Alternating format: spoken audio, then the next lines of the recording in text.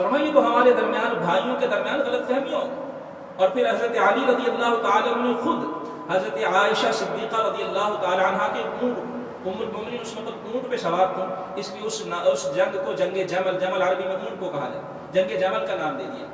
تو حضرت علی المرتضیٰ شیر خدا کرم اللہ وجہہ الکریم نے بڑے اعزاز کے ساتھ حضرت عبد الرحمن جو آپ کے بھائی تھے انہیں ساتھ بھیج کے اپنے گھر کی خواتین کو، دیگر لوگوں کو حضرت عائشہ کے ساتھ کر کے پورے عزت و احترام کے ساتھ انہیں مدینہ طیبہ میں پہنچایا. اور ہر کسی کی اپنی طرف سے تو ہم سوچ بھی نہیں سکتے ان کے دل میں کوئی ایسی بات، اپنے لشکر میں سے بھی کسی کو اجازت نہیں دی کہ ام المومنین رضی اللہ تعالی عنہا کے بارے میں کسی قسم کی کوئی بات کسی کے منہ کے زبان پر نہیں آ سکتی. یہ تو حضرت علی رضی اللہ تعالی عنہ کا کردار ہے. اور پھر ہم اگر بدقسمتی سے بعد میں آنے والے لوگ جیسے عرض کی کہ شیعہ حضرات کرتے ہیں اتنی بڑی گستاخی، طرح طرح کی سخت باتیں اور طرح طرح کی جو ہے وہ الفاظ اور جو کتابوں کے اندر عبارات انسان پڑھ نہیں سکتا. اور اصل وہی کہ جو الحمدللہ سنت و جماعت کا عقیدہ ہے کہ اصل محبت تو اللہ کے محبوب سے ہے، جس کو نسبت حاصل ہوتی چلی گئی اس سے محبت و پیار کرنا یہ محبت رسول کا تقاضا ہے. اور محبت رسول کامل تبھی ہے جب ہم ہر اس چیز اور اس وجود سے محبت کریں جسے رسول اللہ صلی اللہ علیہ وسلم کی نسبت حاصل. باقی ان کی آپس کے جو اختلافات تھے، امام شافعی رحمۃ اللہ تعالی علیہ سے کسی نے یہی بات پوچھی، حضرت معاویہ رضی اللہ تعالیٰ عنہ حضرت علی کے درمیان جو اختلافات تھے، حضرت عائشہ حضرت علی کے درمیان تھے، انہوں نے بڑا خوبصورت جواب دیا. فرمایا کہ جن کے خون سے اللہ نے ہماری تلواروں کو محفوظ رکھا، یعنی ہم اس وقت تھے ہی نہیں، ہم کسی بھی طرف اس وقت شامل نہیں ہو سکتے، ہم موجود ہی نہیں تھے، تو آج ہم اپنی زبانیں ان میں سے کسی کے غلط ذکر سے آلودہ کیوں کریں؟ ہمارے لیے وہ سب قابل احترام ہیں. اللہ کی بارگاہ میں تمام صحابہ کو اللہ نے رضی اللہ عنہم ورضوا عنہ کی سند عطا فرما دی ہے.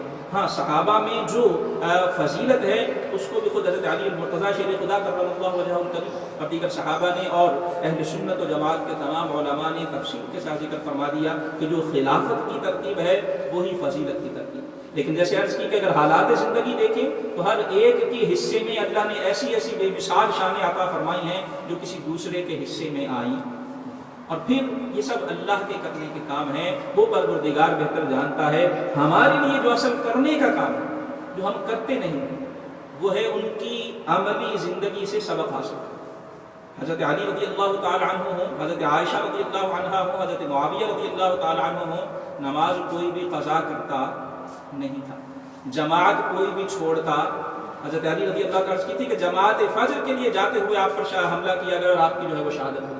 اسی طرح سے کر کے جو اللہ کے احکام تھے، جو قرآن حکیم کے احکام تھے، ان میں کسی قسم کی کوتاہی ان میں سے کسی سے بھی ہوتی نہیں. وہ اپنے وقت کے سب سے بڑے عالم دین بھی تھے، وہ قرآن و سنت کا علم بھی حاصل کرتے تھے. قرآن و سنت کا علم حاصل کرنا یہ بھی مولا علی مشکل کشا کی سنت کیوں نہ ہو. آپ تو باب و مدینۃ العلم ہے، اللہ کے رسول نے شہر علم کا دروازہ قرار دیا. آج مولائے کائنات سے محبت کا ایک تقاضا یہ بھی ہے کہ ہم دین کا علم تو حاصل کریں، قرآن و سنت کا علم تو حاصل کریں. اور اگر ہم اس سے بے بہرا اور لا علمی میں ہم ان ذمہ داریوں کو ادا کرنے کی کوشش کریں جو ہمارے اوپر لاگو ہی نہیں کی گئی، تو میرے خیال میں اس سے ایک تو ہم اپنا وقت ضائع کریں، اور بسا اوقات لا علمی میں ہم اتنا بڑا اپنا نقصان کر بیٹھیں گے کہ شاید جس کا ہمیں اندازہ تک. میں نے پہلے بھی عرض کی کہ ایک بار اللہ کے حضور صلی اللہ علیہ وسلم کا وہ فرمان کہ جو آپ کے کلمات حکمت میں سے ہے اور جس کے بارے میں آپ نے فرمایا تھا کہ میری ایک امتیازی شان یہ بھی ہے کہ اللہ رب العالمین نے مجھے جوامع الکلم عطا فرمایا. وہ جامع کلمات کے الفاظ مختصر ہیں، معنی اتنا وسیع ہے کہ جتنا غور کرتے چلے جائیں نت نئے معانی اور مفاہیم آشکارا ہوتے ہیں. آپ فرماتے ہیں کہ بسا اوقات انسان ایک جملہ کہتا اور وہ اس کی پرواہ بھی نہیں کرتا کہ اس نے کیا کہا. اس جملے کی وجہ سے اللہ تعالیٰ اس کے جنت میں درجات کو بلند فرماتا. اور بسا اوقات فرمایا انسان ایک جملہ بولتا، ایک بات کہتا ہے، وہ اس کی پرواہ بھی نہیں کرتا، وہ اسے کوئی اہمیت بھی نہیں دے رہا ہوتا، لیکن اللہ کی بارگاہ میں اتنا سخت اور اتنا بڑا جملہ ہوتا ہے کہ اس کی وجہ سے اللہ اسے دوزخ کی گہرائیوں میں پھینک اور انسان کو خبر تک ہوتی. لہٰذا ہمیں ان شخصیات کے بارے میں، ان ہستیوں کے بارے میں بڑی احتیاط اور بڑے ہی جو ہے وہ پوری جو ہے وہ احتیاط کے ساتھ ہمیں کوئی بھی بات کہنا چاہیے، اور اصل جو عرض کی سب سے محبت رکھیں، سب سے پیار کریں اور ان کی عملی زندگیوں کو سمجھنے کی کوشش کریں۔ غزوہ بدر 17 رمضان المبارک جسے قرآن حکیم نے یوم الفرقان کہا، چند باتیں اس کے حوالے سے عرض کروں گا۔ سورہ آل عمران کی ایک آیت کریمہ میں نے پڑھی تھی ابتدا میں، جس میں اللہ رب العالمین نے فرمایا تھا کہ وَلَقَدْ نَصَرَكُمُ اللَّهُ بِبَدْرٍ وَأَنْتُمْ أَذِلَّةٌ، کہ تحقیق اللہ نے میدان بدر میں تمہاری مدد فرمائی جس وقت کہ تم کمزور، فَاتَّقُوا اللَّهَ لَعَلَّكُمْ تَشْكُرُونَ، اللہ سے ڈرو تاکہ تم شکر ادا کر سکو۔ سن 2 ہجری میں آپ صلی اللہ علیہ وآلہ وسلم نے 313 جانثاروں کے ساتھ آپ میدان بدر کی طرف تشریف لائے، اور اصل مقصود اگر بیک گراؤنڈ میں چلے جائیں گے پس منظر، لیکن یہ میں نے جیسے پہلے بھی عرض کی تھی، ان باتوں کو سمجھنا چاہیے۔ غزوہ بدر کا باقاعدہ پس منظر تھا، اللہ کے محبوب جنگ کے لیے تشریف نہیں لے گئے تھے، ابو سفیان کے قافلے کو روکنا مقصود تھا تاکہ مشرکین مکہ جو منافقین اور یہودیوں سے مل کر مدینے میں مسلمانوں کو تنگ کر رہے تھے اور بسا اوقات آ کر مسلمانوں کی املاک کو لوٹ لیتے تھے، انہیں اس سے روکا جا سکا۔ لیکن اللہ کا کرنا یہ ہوا کہ قافلہ چلا گیا، مکہ والوں کو پتہ چل گیا، وہ بھی لشکر لے کر آ، اور صورتحال یہ بنی کہ مسلمانوں کی تعداد 313 تھی اور مشرکین کی تعداد 1000 کے قریب تھی، 950 اور 1000 کے قریب عدد محدثین اور علماء سیرت نے ذکر کیا۔ اور پھر جب اسلحہ وغیرہ کی اگر کمپیریٹیولی دیکھا جائے تو لکھا ہے کہ مسلمانوں کے لشکر میں صرف ایک گھوڑا تھا، حضرت مقداد رضی اللہ تعالیٰ عنہ کے پاس وہ گھوڑا تھا، 80 اونٹ تھے 313 لوگوں کے پاس، اور کسی کے پاس تیر تھا تو تلوار نہیں تھی، اگر تلوار ہے تو تیر نہیں ہے، زرہ چند ایک تھی، نیزے جو ہے وہ کسی کے پاس ٹوٹا ہوا اور کسی کے پاس کس طرح۔ جب مدینہ سے چلے ہیں تو بدر اگر اب آپ تشریف لے جائیں تو یہ مدینہ سے کئی میل دور ہے، اور اگر اللہ موقع دے تو ایسی جگہوں پر ضرور جانا چاہیے۔ یہ وہی یوم بدر ہے جسے قرآن نے یوم الفرقان ذکر فرمایا، اسلام اور کفر کی پہلی جنگ، اور اس جنگ میں اللہ نے باقاعدہ فرشتوں کو مسلمانوں کی مدد کے لیے نازل فرمایا، اور فرشتوں نے اتر کر باقاعدہ مسلمانوں کے ساتھ جنگ کی۔ تو اندازہ کیجئے وہ کیسی مقدس جگہ ہوگی جہاں اس کائنات میں خون کا وہ پہلا قطرہ بہا ہوگا جو دین اسلام کے دفاع کے لیے۔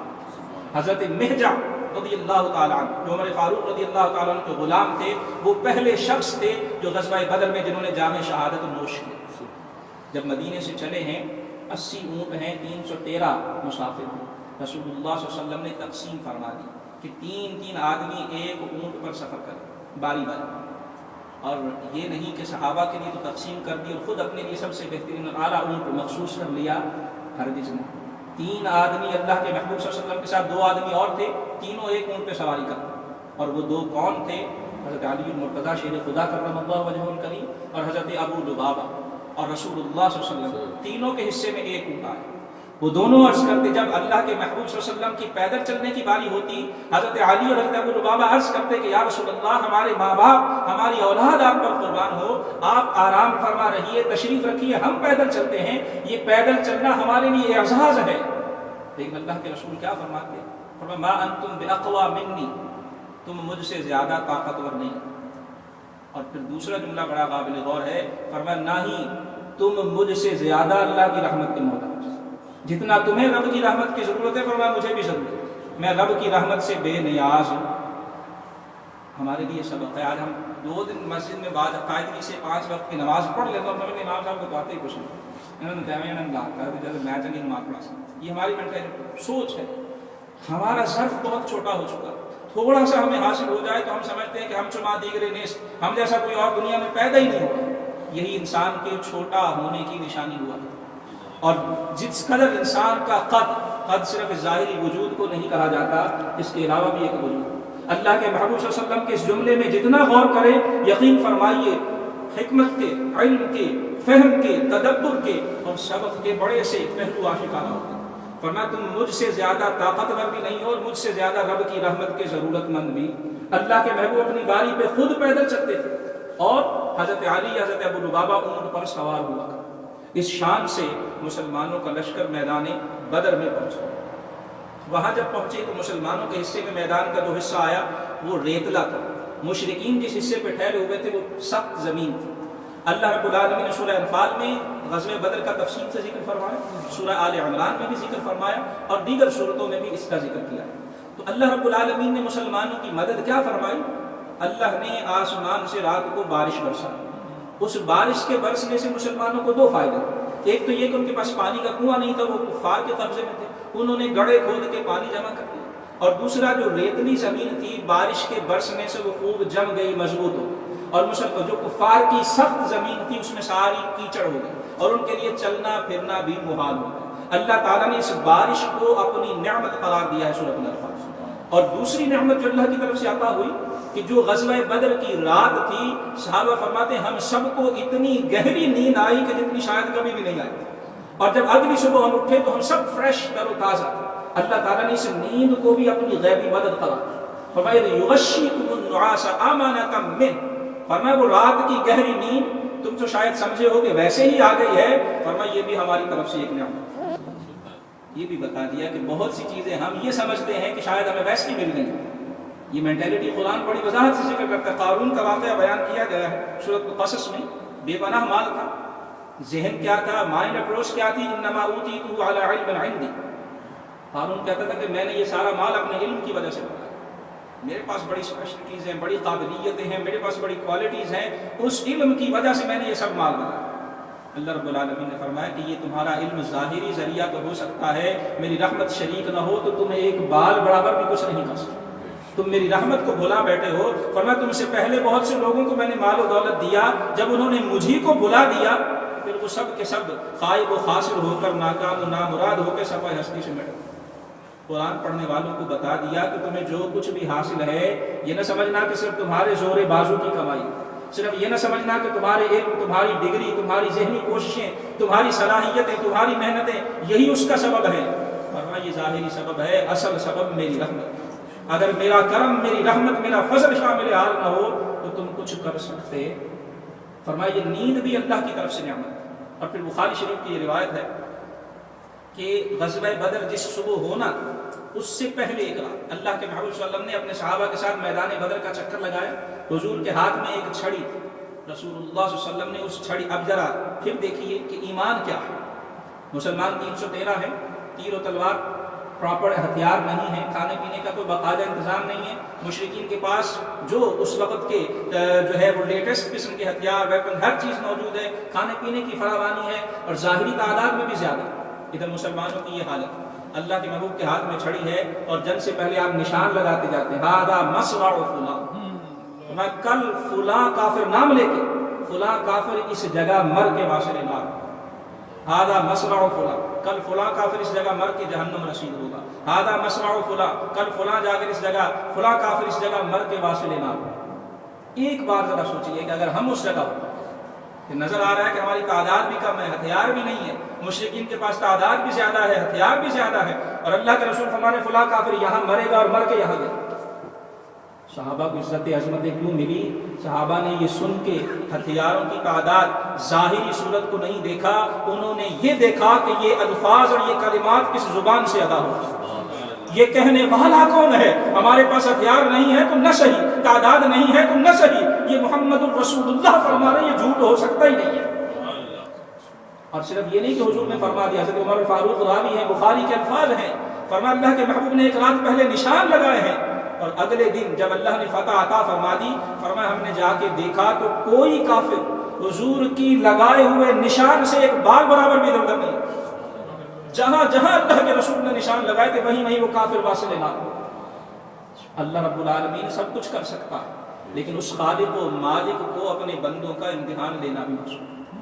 اللہ رب العالمین نے غزوہ بدر میں فتح بھی عطا فرمائی, لیکن منظر کیا تھا؟ ایک صرف منظر آپ کے ساتھ شیئر کروں گا, ہو چلا ہے. رسول اللہ صلی اللہ علیہ وسلم جب صفیں سیدھی فرما رہے تھے میدان بدر کے لیے, حضور کے ہاتھ میں ایک چھوٹا سا تیر تھا. رسول اللہ صلی اللہ علیہ وسلم صفوں کو درست فرما رہے تھے, اور حضرت سواد رضی اللہ تعالیٰ عنہ نامی ایک صحابی رسول, وہ جوش جہاد میں یا کسی وجہ سے سب سے تھوڑا آگے نکل کے کھڑے. آپ صلی اللہ علیہ وسلم نے ان کے پیٹ پر تھوڑا سا جیسے ہوتا ہے ہلکا سا تیر مار کے ذرا سا کہا کہ استوی یا سواد, سواد آپ صف میں سیدھے ہو کے برابر ہو کے کھڑے. اور حضرت سواد کے جسم پہ لباس بھی نہیں تھی, شکم بھی بغیر جو ہے وہ لباس احمد وغیرہ. آپ صلی اللہ علیہ وسلم نے ان کے پیٹ پر ٹھوکا دے کے تھوڑا سا تیر کے ساتھ چھو کے استوی یا سواد کہہ کے جب آگے چلے, حضرت سواد نے آواز دی, یا رسول اللہ آپ کے اس تیر مارنے سے مجھے درد ہوا ہے, اے اللہ کے رسول آپ تو عدل و انصاف کے پیغمبر بن کر آئے، یا رسول اللہ میرا قصور کوئی نہیں تھا، مجھے قصاص دی۔